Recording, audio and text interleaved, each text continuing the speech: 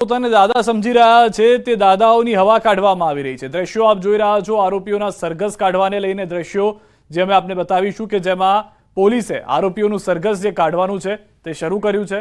હાલમાં રખિયાલ બબાલને લઈને જે દ્રશ્યો હતા કે જેમાં કેટલાક આરોપીઓ ખુલ્લેઆમ આતંક મચાવતા હતા, પોલીસ વિભાગના પણ લોકો તેમનાથી ડરીને ભાગતા હતા એવા દ્રશ્યો પણ જોયા આપણે। પરંતુ હવે પોલીસ તમામ લોકોને સરખી કરતી હોય તેઓનો વરઘોડો કાઢી અને તમાશો જે તે કરતા હતા તેઓનો તમાશો બનાવી રહ્યો હોય તેવા દ્રશ્યો જોવા મળી રહ્યા છે। સરઘસ કાઢવામાં આવી રહ્યું છે। અમદાવાદના રખિયાલમાં તોફાનીઓ હાલમાં જે આતંક મચાવતા હતા બે હાથ જોડી અને માફી મંગાવવામાં આવી રહી છે। રખિયાલમાં તોફાનીઓના આતંકના દ્રશ્યો આરોપીઓ સાથે પોલીસે કર્યું છે રિકન્સ્ટ્રક્શન। જે ઘટના પર તલવાર લઈને છરીઓ લઈને ખુલ્લેઆમ ફરતા હતા તે ફઝલ, સમીર, અલ્તાફ તમામને પકડી લેવામાં આવ્યા છે। રખિયાલમાં તોફાનીઓના તમાશાને લઈને હાલમાં જે આતંક તેમનો હતો, લોકો ડરતા હતા, પોલીસના કેટલાક લોકો પણ હતા કે જેઓ ડરીને પીસીઆરમાંથી જતા હતા, એ તમામ લોકો ઉપર કાયદાકીય કાર્યવાહી કરવામાં આવી, ખાતાકીય કાર્યવાહી કરવામાં આવી છે।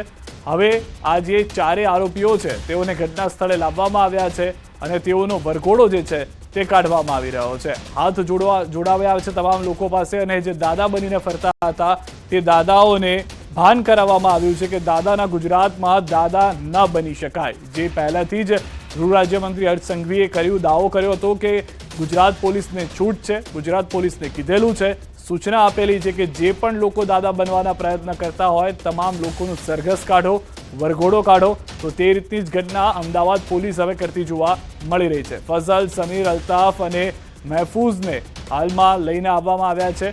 સૌથી વધારે મહત્વની જાણકારી અલ્તાફની તબિયત નાદુરસ્ત હતી કેમ કે તે ભાગતો હતો અને તે દરમિયાન પડી ગયો હોવાની જાણકારી હતી પોલીસ સાથેની। તે ડ્રીલ દરમિયાન તે પડવાને કારણે હોસ્પિટલમાં ગયો હતો। વધુ જાણકારી ન્યૂઝ 18 સંવાદદાતા મૌલિક પાસેથી મેળવીશું। મૌલિક, હવે ફરી એક વખત આ સરઘસ અને વરઘોડો કાઢીને પ્રસ્થાપિત કરવાનો પ્રયાસ થઈ રહ્યો છે કે જે દાદા છે તે કોઈ પણ નહીં ચાલે, અમદાવાદ હોય, સુરત હોય કે ગુજરાતનું કોઈ પણ શહેર હોય।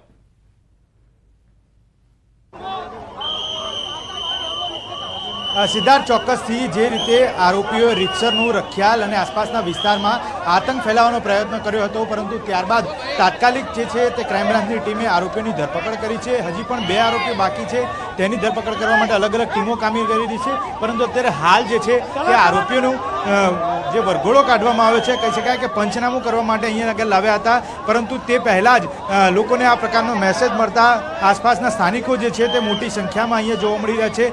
દરેક લોકો જે છે તે ઈચ્છી રહ્યા છે કે ક્યાંક ને ક્યાંક આ પ્રકારની કામગીરી જે છે તે પોલીસ પહેલાં કરતી, તો જેના કારણે આ પ્રકારનો બનાવ જે છે તેના સામે આવતો સંખ્યાબંધ લોકો જે છે તે અત્યારે હાલ એચ ડિવિઝન ગરીબનગર આસપાસ જે છે તે એકત્ર થયા છે અને પોલીસની કામગીરી જે છે તેની વાહવાહી કરી રહ્યા છે। મહત્વનું છે કે ક્યારેક આ પ્રકારની કામગીરીથી કાયદો અને વ્યવસ્થાની પ્રક્રિયા જે છે તે દોડાતી હોય છે અને તેને જ સાથે ઝોન 5 ડીસીપી અને આસપાસના તમામ પોલીસ અધિકારીઓ જે છે તેને અહીં તૈનાત કરવામાં આવ્યા છે અને તેના સાથે અત્યારે હાલ પંચનામું કરી અને આરોપીઓ જે છે તેને પરત લઈ જવામાં આવ્યા છે।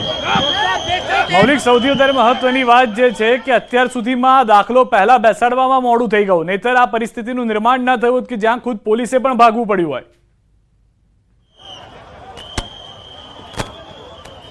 ચોક્કસથી જે રીતે બે પોલીસ કર્મચારીઓ જે પીસીઆર વેનમાં હતા તે લોકોએ ત્યાંથી ભાગવાની ફરજ પડી હતી અને ત્યારબાદ જ આ પ્રકારની કામગીરી પોલીસની છે તે દેખાઈ રહી છે। અત્યારે હાલ જે આરોપીઓ જે છે તેમાંથી ફઝલ શેખ, સમીર શેખ અને અલ્તાફ શેખ અને મહેફૂઝ મિયા આ ચારેયને ઘટના સ્થળે લાવવામાં આવી રહ્યા છે। ઝોન 5 સહિત ક્રાઇમ બ્રાન્ચની ટીમો અલગ અલગ જે છે તે તૈનાત છે અને તેમનું પંચનામું કરવા માટે તેમને લઈ જવામાં આવી રહ્યા છે। જે જગ્યાએ તેમણે આતંક મચાવ્યો હતો અને લોકોને ગુમરાહ કરવાનો ક્યાંક પ્રયત્ન કર્યો હતો, કાયદો વ્યવસ્થા જે છે તે હાથમાં લેવાનો પ્રયત્ન કર્યો હતો, તેના માટે એક દાખલો બેસે અને સમાજમાં પણ પોલીસ જ રાજ ચાલશે અને પોલીસનું કાયદો વ્યવસ્થા જે છે તે કામગીરી કરશે તે માટેનો એક દાખલો બેસાડવા માટે અત્યારે મોટી સંખ્યામાં પોલીસ કર્મચારીઓ અને ચારેય આરોપીઓ જે છે તેને સાથે લઈ આ પંચનામું કરવામાં આવી રહ્યું છે। મૌલિક, વધુ એક જાણકારી એ પણ છે કે હજુ પણ બે જેટલા આરોપીઓ ફરાર છે। જે 6 લોકોની ગેંગ હતી તેમાંથી 2 લોકો બચી ગયા છે, તેઓને પણ પકડવી હજી એક ચેલેન્જ છે પોલીસ માટે।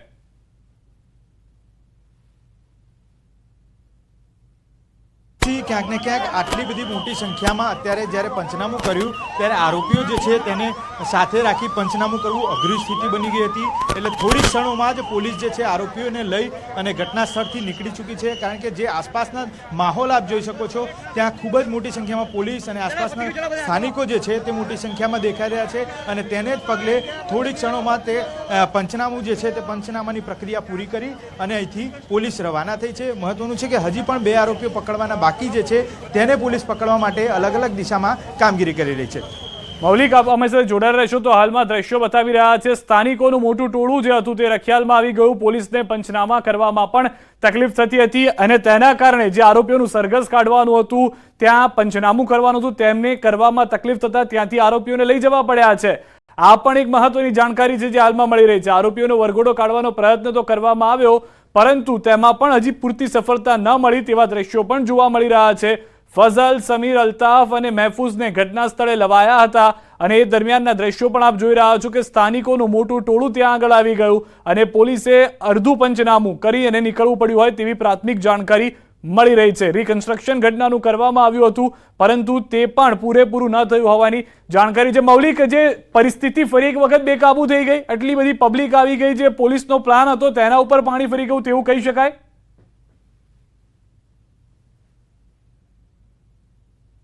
ચોક્કસથી ક્યાંક ને ક્યાંક સૌ પ્રથમ માહિતી જે છે તે મીડિયાને મળી હતી અને મીડિયા બાદ જે આરોપીઓ જે છે તેને ઘટના સ્થળે પંચનામું કરવા માટે લાવવાના હોવાની વાતની જાણ છે તે તમામ લોકોને થઈ હતી અને તેને જ પગલે આસપાસમાં એક મોટું ટોળું જે છે તે ત્યાં આગળ આવી પહોંચ્યું હતું. આસપાસ ઘણા એવા વ્યક્તિઓ જે છે કે જે તેમનાથી પરિચિત હતા. જ્યારે ઘટના બની તે અંગેનો પણ મેસેજ વાયરલ થયો હતો અને ત્યારબાદ આજે પંચનામા માટે લાવવાના હોવાની પણ વાત જ્યારે સ્થાનિકોના ધ્યાને આવી ત્યારે મોટી સંખ્યામાં સ્થાનિકો જે છે તે અહીંયા આગળ આપ જોઈ શકો છો તે રીતે દ્રશ્યોમાં દેખાઈ પડ્યા હતા. કેટલાક લોકો તો એવા છે કે ઘરની બહાર અને અમુક જગ્યાએ ઉપરથી પણ જોઈ રહ્યા છે અને તેને જ કારણે કોઈ કાયદો અને વ્યવસ્થા કોઈ હાથમાં ના લે, પથ્થરમારો ના થાય તે માટે પૂરતી જવાબદારી સાથે પોલીસ અધિકારીઓ અને ક્રાઇમ બ્રાન્ચની ટીમ જે છે તે અહીં તૈનાત હતી. પરંતુ માહોલ બગડે તે પહેલાં જ પોલીસ અડધું પંચનામું કરી અને આ પબ્લિક જોઈ અને ત્યાંથી રવાના થઈ ચૂકી હતી. મહત્વનું છે કે અત્યારે હાલ તે તમામ આરોપીઓ જે છે તેને પરત લઈ જવામાં આવે છે અને પરત લઈ જઈ જે આરોપીઓ જે છે તેની પૂછપરછ કરવામાં આવશે. વધુ એક જાણકારી એ પણ છે જે હાલમાં મળી રહી છે કે હજી પણ જે પબ્લિક છે, જે ક્રાઉડ ભેગું થઈ ગયું હતું, તેને કાબુ કરવામાં પણ થોડી તકલીફનો સામનો કરવો પડ્યો હતો.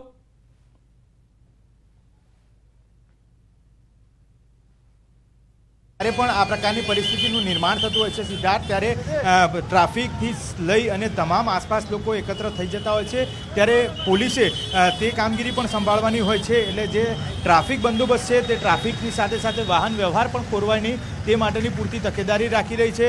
અને જે સ્થાનિકો અહીંયા એકત્ર થઈ ગયા હતા અને તેને જ કારણે આ પ્રકારની પરિસ્થિતિનું નિર્માણ થયું છે. એટલે અત્યારે હાલ પોલીસ જે છે તે ટ્રાફિક ડાયવર્ટ કરી રહી છે અને સાથે સાથે અન્ય જેટલા લોકો અહીંયા એકત્ર થયા હતા તે એકત્ર થયેલા લોકો જે છે તેમને અહીંયાથી રવાના થવા માટે ક્યાંક ચીમકી પણ ઉચ્ચારી રહ્યા છે. એટલે આવનારા સમયમાં આ પ્રકારની કામગીરી મહત્વની વાત છે મૌલિક.